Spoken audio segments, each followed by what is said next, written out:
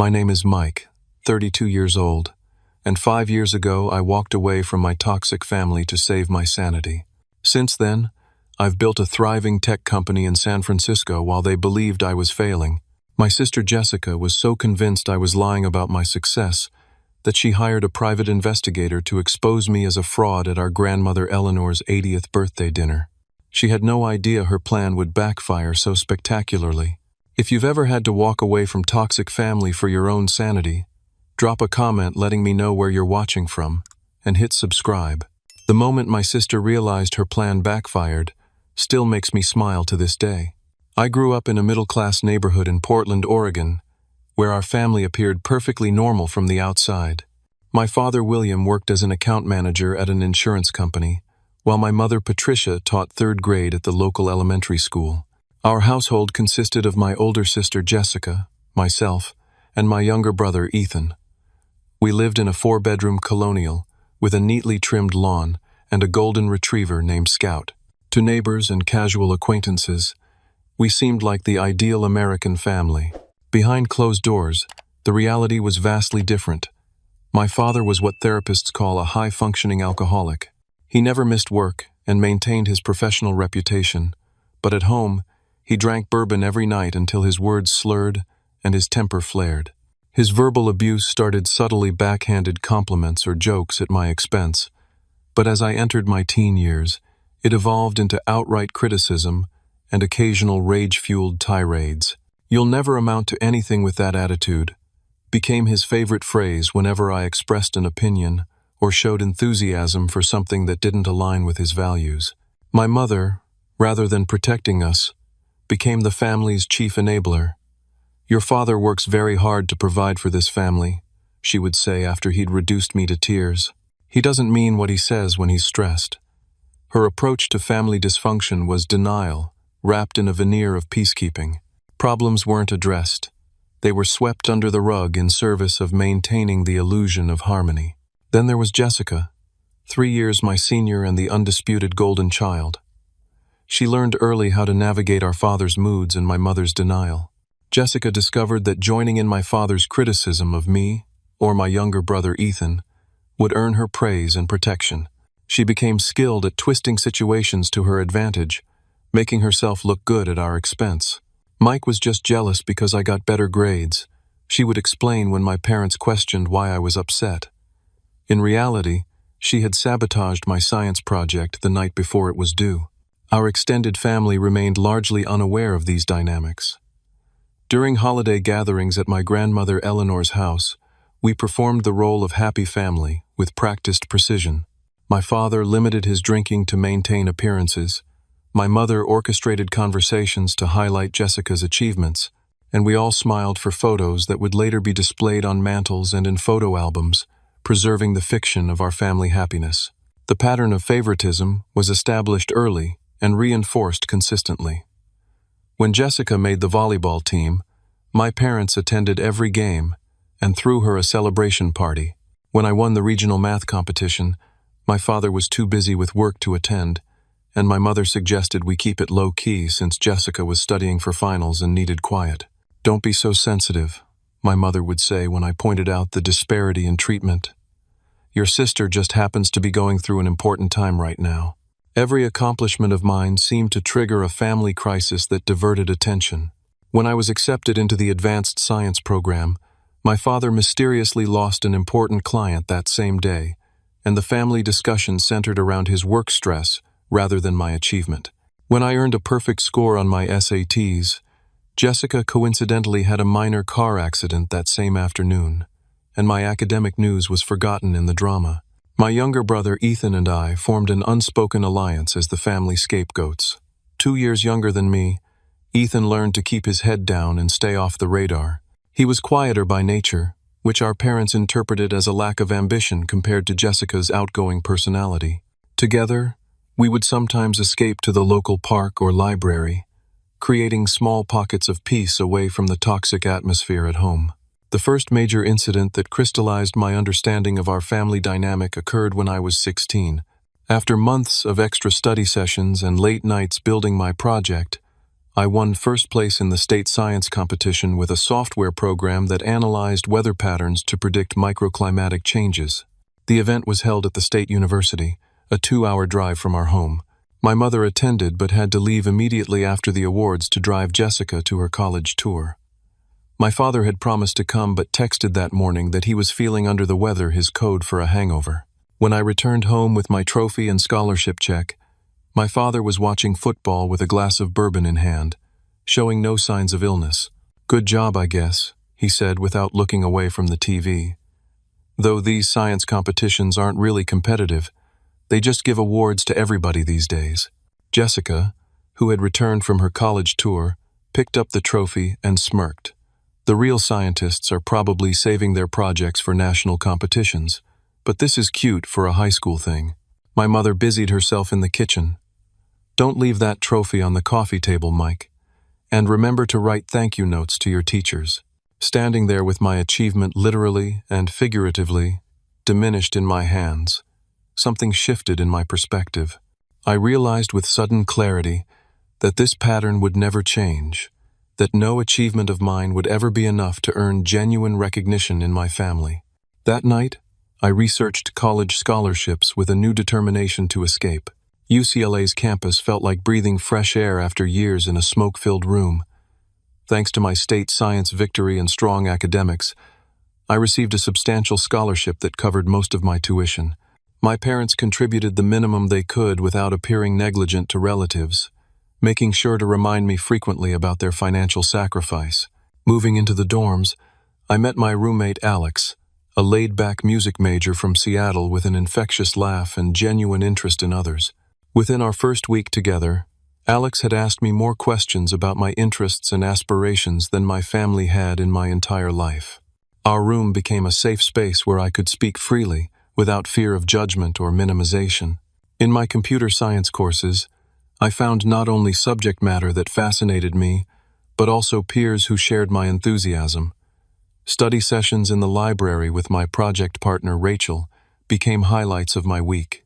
She approached problems with creativity that complemented my methodical style, and our assignments consistently earned top marks. When I solved a particularly challenging algorithm, Rachel's excited, "That's brilliant, Mike," was so genuine, it nearly brought tears to my eyes. I wasn't used to praise without conditions or backhanded components. The distance from my family created space for me to recognize how abnormal our dynamics had been. Friends talked about calling their parents for advice or support, concepts entirely foreign to me. When Alex's parents visited and treated us both to dinner, showing genuine interest in my studies, I felt a confusing mix of gratitude and grief for what I'd never had. Holiday visits home became increasingly difficult. During Thanksgiving break freshman year, I returned with excitement about my programming projects and new friends. Jessica, who was in her second year of law school, dominated the conversation with stories of her prestigious internship prospects. When I finally managed to share my excitement about a coding competition our team had won, my father snorted. "Computer stuff is just glorified typing. Not like Jessica actually having to understand complex legal precedents." My mother nodded. "Though I'm sure your little computer games are fun too, Mike." By Christmas, I had learned to keep my achievements to myself. I brought schoolwork to avoid extended family interaction and limited my stay to 4 days instead of the planned week. Each visit followed a similar pattern: initial awkward politeness deteriorating into familiar criticism and dismissal. The summer after sophomore year marked a turning point. Rather than returning to Portland, I secured a coveted internship at a San Francisco tech startup through the recommendation of my mentor, Professor David Thompson. Professor Thompson had noticed my work in his advanced algorithms class and had taken me under his wing, offering additional projects and invaluable guidance. "You have exceptional talent, Mike," he told me after reviewing my semester project. "Your approach to solving problems is intuitive yet rigorous, exactly what the industry needs." His genuine belief in my abilities was disorienting at first. I kept waiting for the criticism that would inevitably follow the praise, but it never came. Instead, Professor Thompson connected me with alumni in the industry and helped refine my resume for internship applications. The internship changed everything. Working with actual developers on real-world applications, I thrived in the collaborative environment where ideas were valued based on merit, rather than office politics or family dynamics. My supervisor, Marcus, became another important mentor, teaching me not just technical skills but professional navigation and self-advocacy. When my parents called during this period, conversations were brief and superficial. My father seemed annoyed that I wasn't contributing to household finances by working a local summer job. My mother worried that living in San Francisco was changing my values. Jessica, upon learning about my internship, immediately mentioned a law school friend whose brother tried the tech thing but couldn't handle the pressure. By junior year, I had established clear boundaries around communication. I would hang up when my father started drinking and became verbally abusive. I limited calls to once weekly and deflected invitations to extended family events. These boundaries were met with resistance disguised as concern. "Your father misses you," my mother would say, though he never came to the phone when I called. "The family thinks you've become very distant," Jessica would report, implying I was being judged for my absence. My graduation from UCLA with honors in computer science should have been a triumphant moment. Professor Thompson had helped me secure a job offer at a respected software company in San Francisco with a starting salary that exceeded my expectations.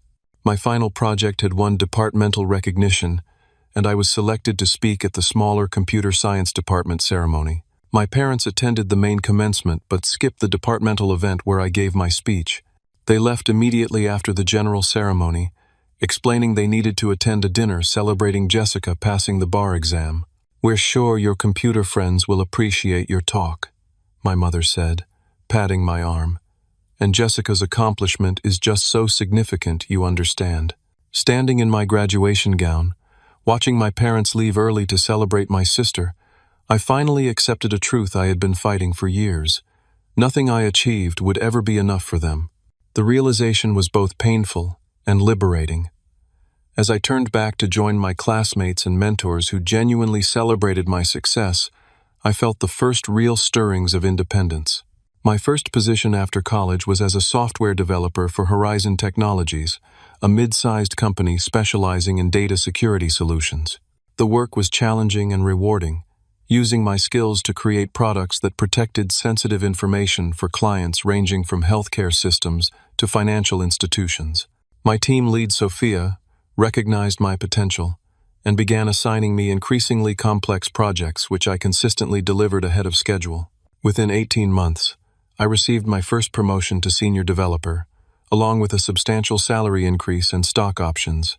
I moved from my shared apartment to a studio of my own in a vibrant San Francisco neighborhood, began building a social circle of colleagues and friends, and even started dating again after focusing solely on career for the first year.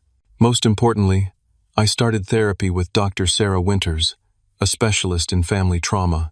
Our weekly sessions helped me understand that what I had experienced wasn't normal family friction, but a pattern of emotional abuse and scapegoating. Dr. Winters introduced me to concepts like golden child divided by scapegoat dynamics and narcissistic family systems that explained so much of my experience growing up. "What you're describing is not just strict parenting or typical sibling rivalry," she explained during one pivotal session. "The consistent diminishing of your accomplishments while elevating your sisters is a form of emotional abuse that can have lasting impacts on your self-worth." This validation was both painful and healing. I grieved for the childhood support I never received while learning tools to recognize my own worth, independent of family validation. During this period, my contact with family remained minimal but cordial. Monthly phone calls with my mother, occasional text exchanges with Ethan, who was now in college himself, Christmas cards and birthday gifts sent from a distance.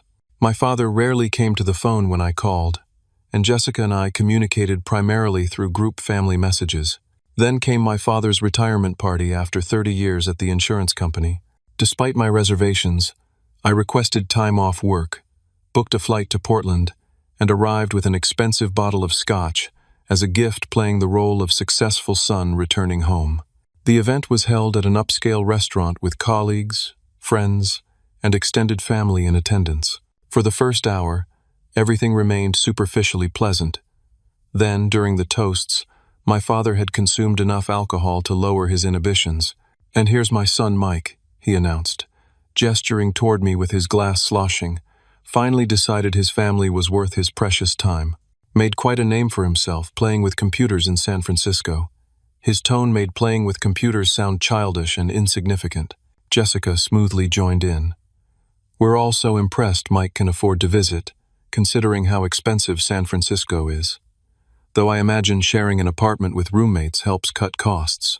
This was a deliberate mischaracterization. I had mentioned my studio apartment in previous conversations. When I attempted to correct this, my mother touched my arm and whispered, "Please don't make a scene. This is your father's special day." The pattern continued throughout dinner. My father made increasingly cutting remarks about my career choice, my decision to move away, even my choice of clothing. Jessica supported each criticism with subtle agreement or additional barbs disguised as concern. My mother alternated between nervous laughter and requests that I not take things so personally. I excused myself before dessert was served, returned to my hotel room, and spent the night questioning why I continued to subject myself to this treatment. The next morning, after a sleepless night, I called my father intending to address what had happened. "You embarrassed me in front of my colleagues," he immediately accused before I could speak. "Leaving early like that made it look like there's something wrong with our family." When I tried to explain how his comments had hurt me, he dismissed my feelings entirely. "You've always been oversensitive. This is why you'll never make it in the real business world, too thin-skinned." Jessica called next, ostensibly to help resolve things. "Dad didn't mean anything by it," she insisted. "You know how he gets when he's celebrating. You're making this all about you when it was his retirement party." When I pointed out specific hurtful comments, she sighed dramatically. "That's not what he meant, and you know it. You're twisting his words because you've always been jealous of our relationship." My mother's call completed the trifecta of invalidation. "Please apologize to your father, Mike. He worked so hard all these years to provide for us, and now this special occasion is ruined because you took everything the wrong way." I could hear Ethan in the background, but he remained silent, unwilling or unable to speak up, a response I understood all too well. That evening, I met with Dr. Winters for an emergency therapy session. She helped me see that this pattern would continue indefinitely unless I made a significant change. "You keep hoping for different results from the same interactions," she noted gently. "But based on everything you've shared, your family has shown no capacity for self-reflection or change." Over the next 2 weeks, I carefully considered my options. Limited contact had proven insufficient protection from the emotional damage of each interaction. I wrote out pros and cons of maintaining any relationship with my parents and Jessica, consulted with Dr. Winters, and ultimately made the painful decision to cut ties completely. I composed a careful letter explaining my decision. "After considerable thought and consultation with my therapist, I've decided to discontinue contact with you for the foreseeable future. Years of criticism, dismissal of my feelings, and minimization of my accomplishments have taken a significant toll on my mental health. Despite multiple attempts to communicate these issues, nothing has changed. I'm not writing this out of anger or spite, but out of self-preservation. I need to focus on building a healthy life without the constant emotional drain of our current dynamic.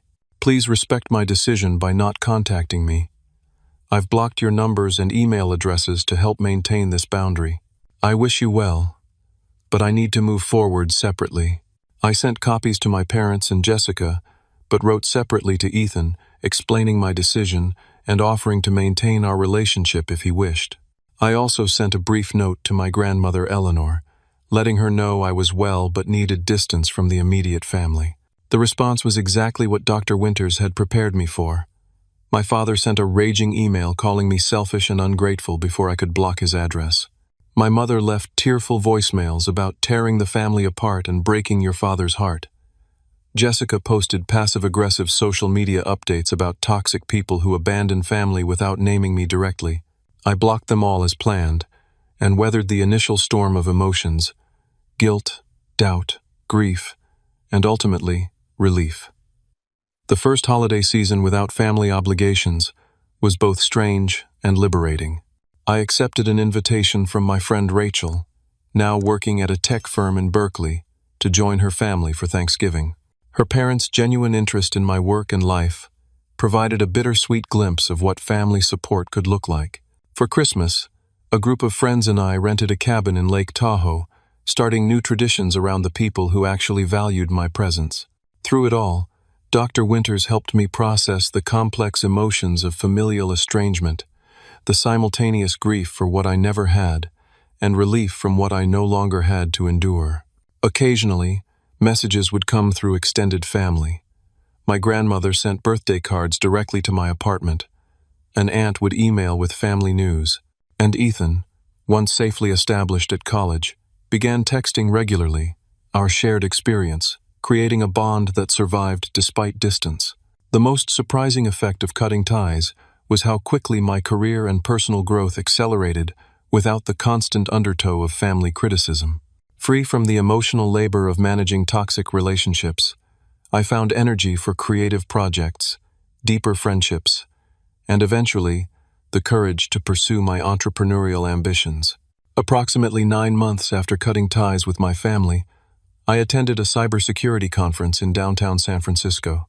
During a panel discussion about vulnerabilities in financial systems, I asked a question that challenged the conventional approach described by the speakers.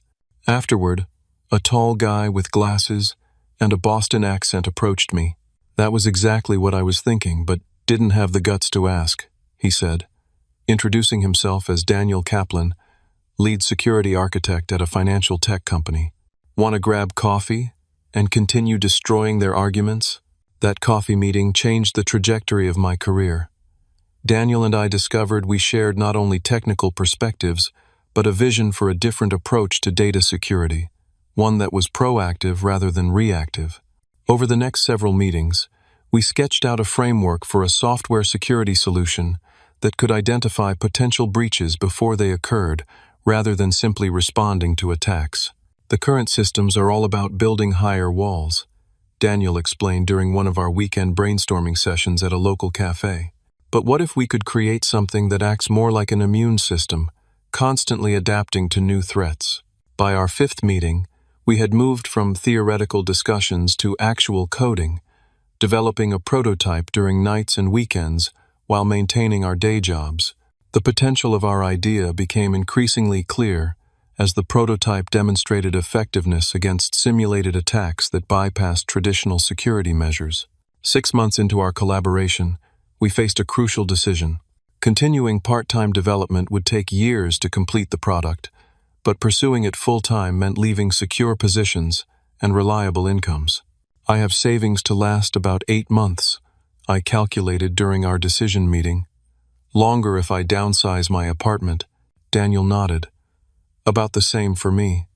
We'd need to secure funding within that window to make this sustainable." The old voice in my head, the one that sounded suspiciously like my father, warned that leaving a stable job was irresponsible and doomed to failure.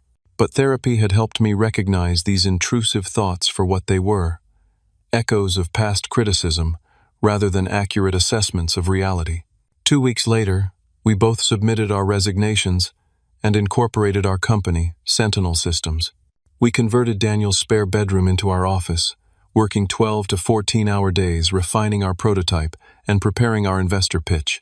Our first 5 investor meetings ended in rejection. Too speculative, too early stage, market too competitive. Each no tested my resolve and triggered echoes of family criticism. After particularly difficult meetings, I would find myself hearing Jessica's voice. "Did you really think you could compete with established companies?" Or my father's dismissive tone. "This is what happens when you don't understand the real business world." Dr. Winters helped me develop techniques to counter these intrusive thoughts, to recognize them as manifestations of past conditioning rather than reality. "Your family's assessments were never about your actual capabilities," she reminded me. "They were about maintaining the family dynamic that served them." Our 6th investor meeting was with Jennifer Wu of Horizon Capital, a venture firm known for backing security startups. Unlike previous investors who had glazed over during technical explanations, Jennifer asked incisive questions that demonstrated genuine understanding of our approach. "You're addressing a blind spot in current security paradigms," she noted as we concluded our presentation. "I'm particularly impressed by your adaptive response mechanism." 3 follow-up meetings and extensive due diligence later, Horizon Capital offered us $750,000 in seed funding in exchange for 12% equity. The validation wasn't just financial, it was confirmation from an industry expert that our vision had merit. With funding secured, we leased a small office in San Francisco's Soma district, hired our first 2 employees, both talented developers we'd worked with previously, and set an aggressive 6-month timeline for our minimum viable product. I took on the role of technical lead, while Daniel focused on business development and initial client outreach. The product development phase tested everything I had: my technical skills, leadership abilities, resilience, and stress management. There were technical setbacks that required fundamental redesigns of certain components. There were days when nothing seemed to work properly. There were nights I slept on the office couch rather than waste time commuting. Through it all, I discovered a resilience I hadn't known I possessed.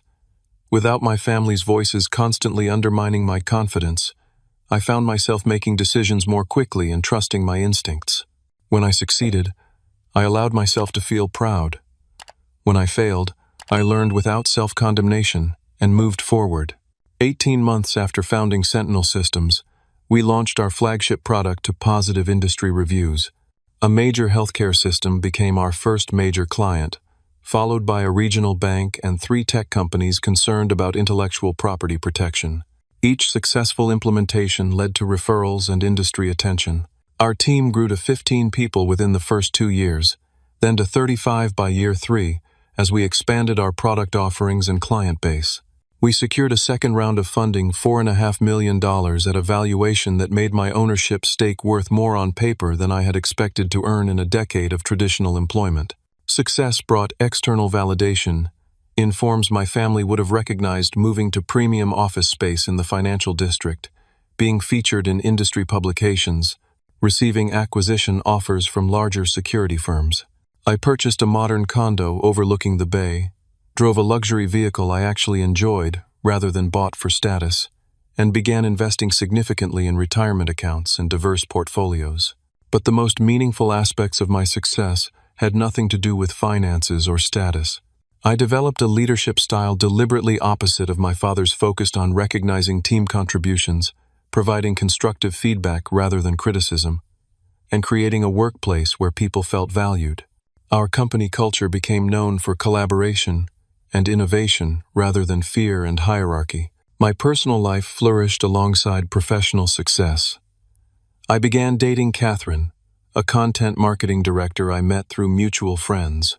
Unlike previous relationships where I had been guarded about my family situation, with Catherine I was open about my estrangement and the reasons behind it. Her acceptance and understanding she had weathered her own family difficulties deepened our connection. My circle of close friends expanded to include not just work colleagues, but people from various walks of life, who shared my values of authenticity and mutual support. We celebrated holidays together, supported each other through challenges, and created the chosen family I had always needed. Throughout this period of growth, I maintained my therapy sessions with Dr. Winters, though we reduced frequency as my coping skills strengthened. She helped me navigate the complex emotions that sometimes arose: the occasional guilt about cutting contact, the sadness during traditional family holidays, the anger that still surfaced at unexpected moments. Healing isn't linear, she would remind me. You can be thriving in your new life and still feel echoes of old wounds. That's completely normal. My contact with my biological family remained minimal. Ethan and I spoke regularly as he finished college and started his own career in environmental science.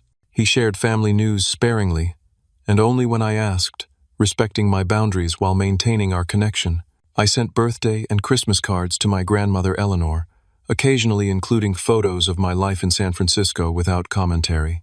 She responded with brief, warm notes that never pressured me to reconnect with my parents or Jessica, but let me know I remained in her thoughts. Invitations to family events came through various channels: an aunt mentioning my cousin's wedding, my mother leaving messages through Ethan, even Jessica attempting to reach me through mutual high school acquaintances on social media. I declined all of them politely but firmly, protecting the peace I had worked so hard to establish. Until, that is, the invitation to my grandmother Eleanor's 80th birthday celebration. This would be different. This would change everything. The call came on a Tuesday afternoon as I was reviewing quarterly projections with our finance team. My cousin Thomas's name appeared on my phone screen unusual, as we rarely communicated directly. "Mike, I thought you should know something," Thomas said after brief pleasantries. "Jessica has hired a private investigator to follow you." The statement was so unexpected I initially thought I'd misheard. "She what?" Thomas explained that at a recent family dinner, Jessica had boasted about hiring a professional to get the real story about my life in San Francisco. According to her, I had fabricated my success and was actually struggling financially but too proud to admit it. "She's telling everyone you're living in some shared apartment, probably working retail or something, but pretending to be a successful tech entrepreneur," Thomas continued. "She says she's going to expose the truth at Grandma Eleanor's birthday dinner." I felt a complex wave of emotions: violation at the invasion of privacy, anger at the accusations, and strangely, a touch of amusement at how completely wrong Jessica's assumptions were. "Thanks for the heads up, Thomas. I appreciate you letting me know." After the call, I canceled my remaining meetings and went for a long walk along the Embarcadero, processing this information and considering my options. By the time I reached the ferry building, I had decided to call an emergency strategy session with my closest confidants. That evening, Daniel came to my condo, along with Rachel, who had become one of my closest friends since college. I explained the situation as we shared takeout from my favorite Thai restaurant. "So your sister hired an actual private investigator? Like with a trench coat and everything?" Daniel asked, half amused, half outraged. Rachel was less entertained. "That's a serious invasion of privacy, Mike. You could probably take legal action." I shook my head. "I don't want to escalate this legally, but I do need to decide how to respond." We outlined 3 potential approaches: ignore the situation entirely and continue no contact, confront Jessica directly before the birthday event, or attend the dinner and allow whatever plan she had to play out. "If you ignore it, she controls the narrative to your extended family," Rachel pointed out. Daniel nodded in agreement. "And a direct confrontation before the event just gives her time to revise her approach." By the end of the evening, I had made my decision. I would attend my grandmother's birthday dinner, my first family event in years, and face whatever Jessica had planned. Not for revenge or vindication, but to honor my grandmother and refuse to hide from false accusations. My grandmother Eleanor's 80th birthday was 6 weeks away, scheduled at an upscale restaurant in Portland. The invitation had come directly from her rather than through my parents, a small detail that touched me deeply. "It would mean the world to have all my grandchildren present," she had written in her elegant handwriting.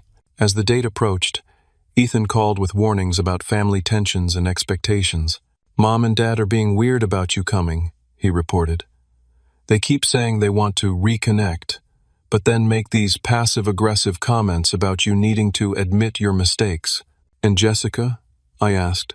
Ethan laughed without humor, acting smug. "Says she has a surprise that will change everything. I think she actually believes you're a failure, and she's going to enjoy exposing you." I spent the weeks before the dinner preparing mentally and emotionally. Sessions with Dr. Winters focused on maintaining boundaries, managing potential triggers, and practicing responses to likely scenarios. "Remember that you're choosing to attend from a position of strength, not obligation," Dr. Winters emphasized. "You can leave at any point if the situation becomes unhealthy."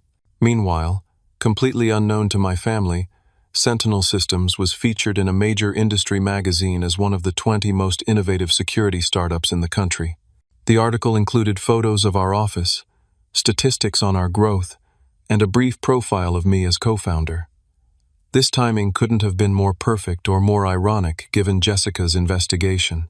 Through Ethan, I learned that the private investigator had been quite active following me to our office building, taking photos of my condo and car, even attempting to interview employees under the guise of a corporate security survey. What amused me was knowing exactly what this investigation would reveal. Not the failure Jessica anticipated, but verifiable success beyond what I had ever shared with my family.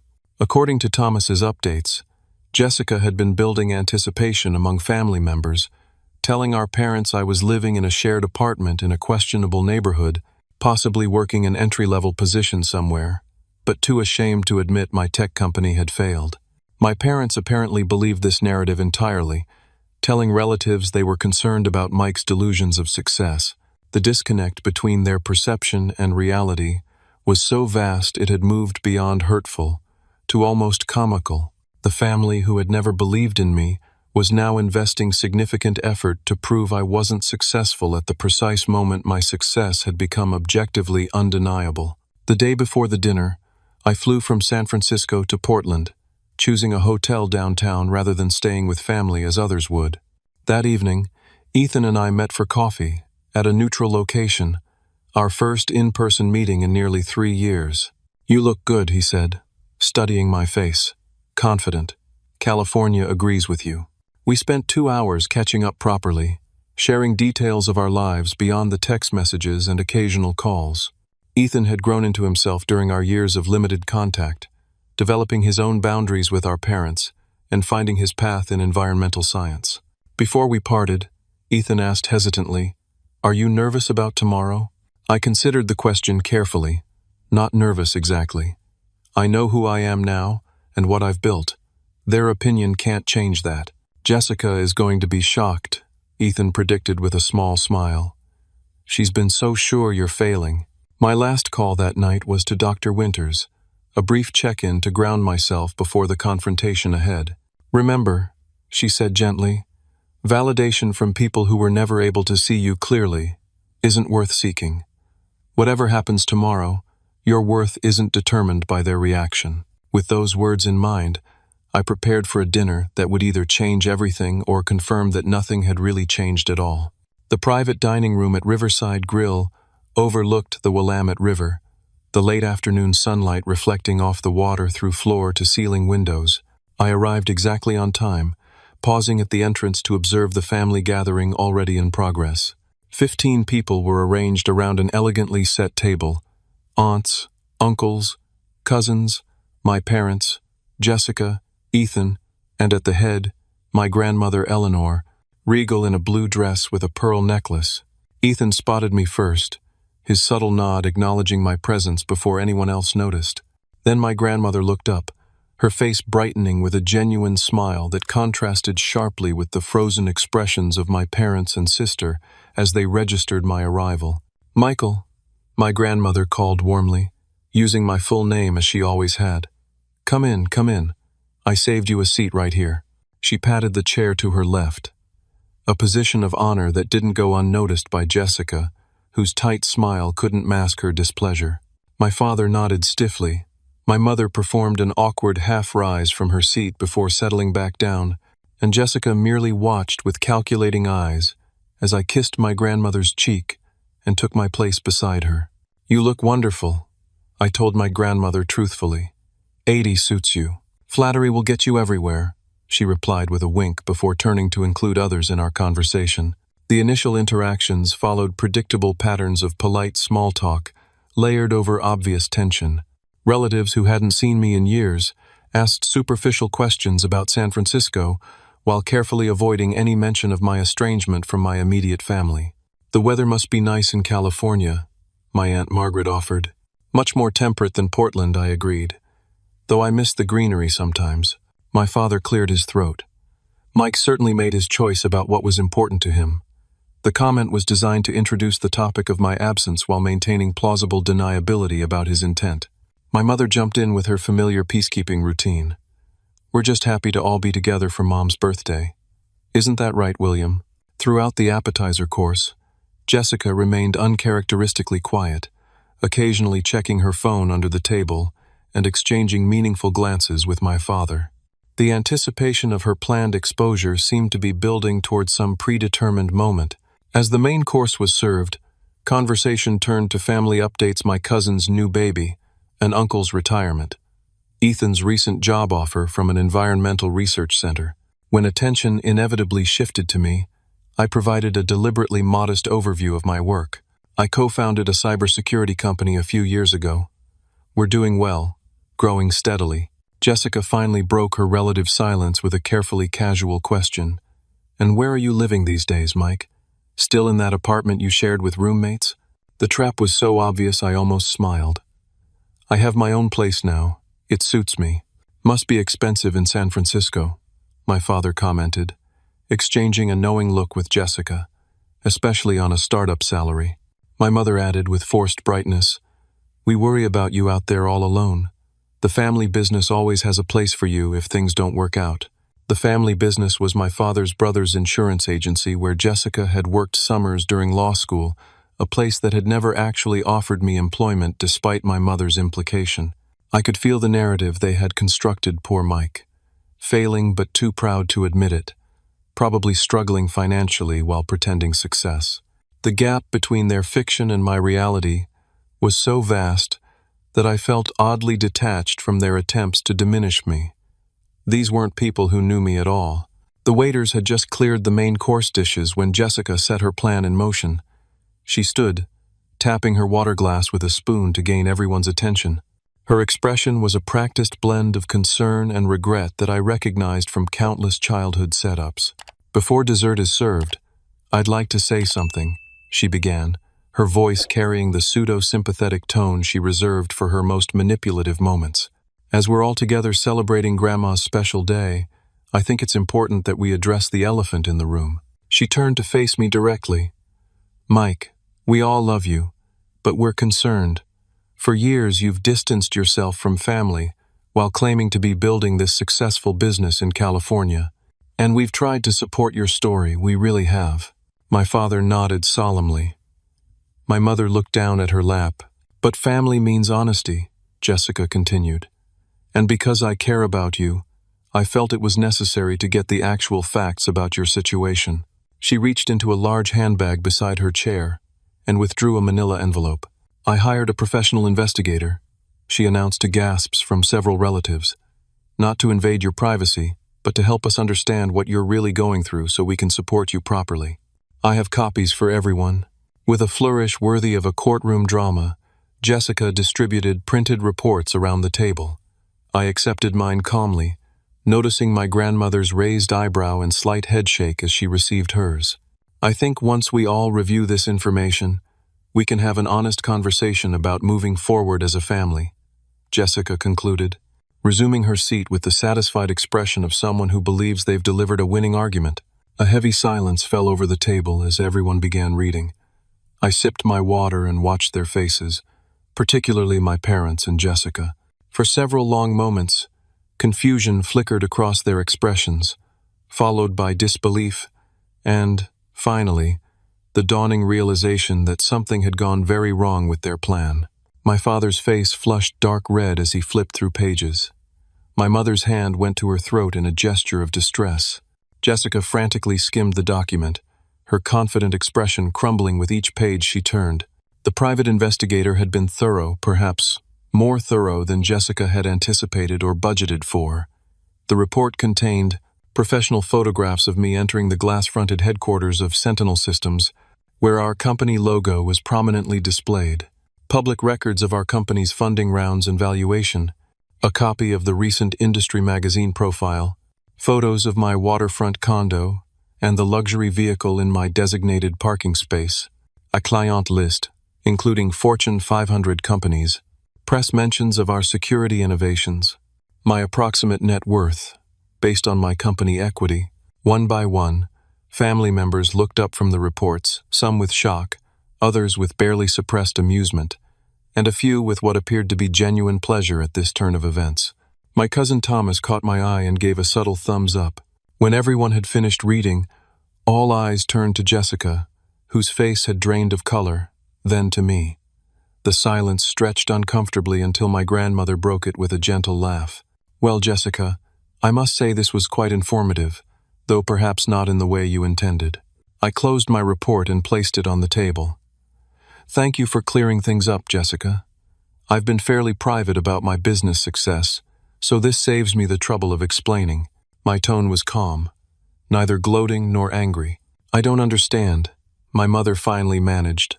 her voice faint. "You never told us about any of this." "You never asked," I replied simply. "And when I did share achievements in the past, they weren't acknowledged." My father, never one to admit defeat easily, attempted recovery. "Well, good for you, making something of yourself out there. Must have been those business instincts you got from my side of the family." Jessica remained speechless, staring at the report as if hoping the contents might somehow change if she looked long enough. "Perhaps now we can focus on what's important," I suggested, turning to my grandmother, celebrating Grandma Eleanor's 80 years of wisdom and grace. My grandmother squeezed my hand under the table, her eyes twinkling with something that looked suspiciously like pride. "An excellent suggestion. I believe dessert is ready, a chocolate cake that I'm told is divine." As waiters entered with the birthday cake, the attention shifted away from me and the failed exposure attempt. Conversation resumed awkwardly at first, then with increasing normalcy as relatives processed what had occurred. Jessica excused herself before dessert was served, mumbling something about a phone call. She returned 20 minutes later with reddened eyes, but said nothing further about the investigation or its findings. My father attempted forced joviality, suddenly treating me as if we had always been close. My mother alternated between trying to take credit for my success, "I always encouraged your interest in computers," and acting wounded that I hadn't shared more details with her. Throughout it all, I maintained a pleasant, dignified demeanor, neither rubbing their noses in their miscalculation nor accepting their revisionist attempts to claim supportive roles they had never played. The victory wasn't in proving them wrong, it was in no longer needing them to be right. As the evening drew to a close, I found a moment alone with my grandmother, as others gathered coats and said goodbyes. "I always knew you would find your way," she told me quietly, even when they couldn't see it. After the dinner concluded, I expected to feel triumphant or vindicated. Instead, I experienced something quieter and more profound, a sense of closure. As I helped my grandmother into her coat, she asked if I could spare a few minutes before returning to my hotel. "There's something I want to give you," she explained. We arranged to meet at her apartment in the senior living community nearby. When I arrived, she was waiting in a comfortable sitting room, decorated with photographs spanning decades of family history. I noticed with interest that several recent photos of me, ones I had included in birthday cards, were prominently displayed among them. "You noticed," she said, following my gaze. "I've always kept track of you, Michael, even when you needed your distance from the others." She crossed to an antique secretary desk and unlocked a small drawer, removing a velvet box that she placed in my hands. "This was your grandfather's. I want you to have it." Inside was a beautiful vintage Patek Philippe watch, its gold case engraved with my grandfather's initials. "Grandpa James never had much patience for your father's ways," she confided. "He would have been proud of how you've handled yourself." I was speechless, both at the gift and the revelation. "You know," she continued, settling into her armchair and gesturing for me to sit opposite her, "I cut ties with my own brother for 20 years. This was family history I'd never heard." "Really? Why?" "He was cruel, manipulative, always needed to be the center of attention, and would hurt anyone who outshined him." Her description sounded uncomfortably familiar. "The family was scandalized when I stopped speaking to him. Back in those days, you simply didn't do such things." She leaned forward, her eyes sharp despite her age. "But sometimes, Michael, protecting yourself is more important than maintaining appearances. I recognized what was happening to you because I lived something similar. I just didn't have the courage to step away until much later than you did." We talked for nearly 2 hours, sharing perspectives across generations about family dynamics, healing, and the courage to chart one's own course. When I finally rose to leave, she held my hands in hers. "Don't let tonight pull you back into old patterns. You've built something beautiful in California. That's your life now. Will you come visit?" I asked impulsively. "I'd love to show you San Francisco." Her smile was radiant. "I would like that very much." In the days following the dinner, the reactions from family members began filtering in through texts, calls, and emails. My parents attempted multiple approaches to re-establish control over the narrative and over me. My father called first, his voice carrying an unfamiliar tone of respect, layered over his usual authoritative manner. "That's quite a business you've built, son. Always knew you had potential. We should talk about investment opportunities sometime. When I didn't immediately engage with this angle, my mother tried next, her message laden with attempted guilt. We're hurt that you kept your success from the family, Michael. After all, we did to raise you and support your education. Families should share in each other's good fortune. Jessica's approach was perhaps the most transparent, a carefully worded non-apology sent via email. While my methods may have been unorthodox, my intentions were to bridge the gap in our family. Obviously, there was a misunderstanding about your situation. Perhaps now that everything is in the open, we can move forward positively, as siblings should.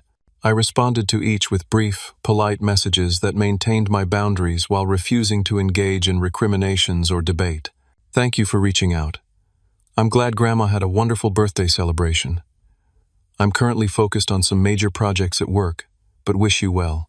The most surprising development came from Ethan, who called to tell me he had finally confronted our parents about their treatment of both of us. After seeing how they tried to rewrite history with you at dinner, he explained, something just snapped. I told them I remembered exactly how they dismissed your achievements and favored Jessica. Mom cried and Dad stormed out, but for the first time, I didn't back down or apologize. How did that feel? I asked. Terrifying. Then amazing, he admitted. I'm looking at apartments in Seattle. Think I need some physical distance, too. You know you always have a place to stay in San Francisco, I offered. My return to normal life in San Francisco felt like stepping back into reality after a strange dream. I processed the dinner and its aftermath in sessions with Dr. Winters, unpacking the complex emotions triggered by the confrontation and its resolution. What surprised you most about the experience? She asked during our first session after my return. That I didn't need their validation anymore, I realized. Seeing their reaction to the investigator's report didn't feel like winning. It just confirmed we exist in different realities. That's significant progress, she noted. You went from seeking their approval to recognizing it's neither available nor necessary. My friends and Catherine provided additional support, listening to the full story with appropriate outrage and humor. Catherine, who had worried about the potential emotional fallout, was relieved to see me return largely unscathed. You seem lighter somehow, she observed a week after my return. Like you set down a weight you'd been carrying. She was right. Having my success acknowledged even if through such unusual circumstances hadn't healed family wounds, but it had removed any lingering doubt about my decision to leave. The experience had confirmed what therapy had been helping me understand. The problem had never been me. As the weeks passed, I established clear boundaries with family contact. I maintained regular calls with my grandmother, planning her visit to San Francisco for the following spring. Ethan and I spoke weekly, our relationship growing stronger as he established his own independence. I responded briefly but cordially to messages from extended family who reached out respectfully. With my parents and Jessica, I maintained minimal, surface-level contact, acknowledging birthday cards or holiday greetings, but declining invitations for visits or deeper reconnection. When pressed, I would simply state, I'm open to a respectful relationship, but I'm not willing to pretend our past dynamics were healthy or to resume them. 6 months after the birthday dinner revelation, Sentinel Systems received an acquisition offer from one of the largest cybersecurity firms in the country. The offer would make me financially independent for life and allow our technology to reach a much wider market.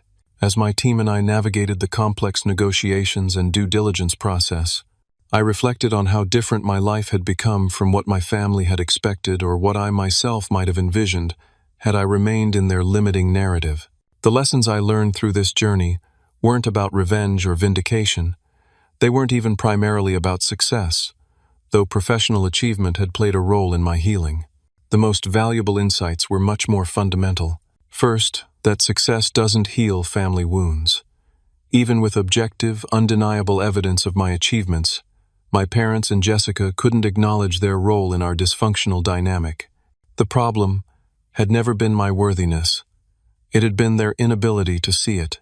Second, that some relationships cannot be repaired, not because forgiveness is impossible, but because genuine change requires acknowledgement and accountability that some people are simply incapable of offering.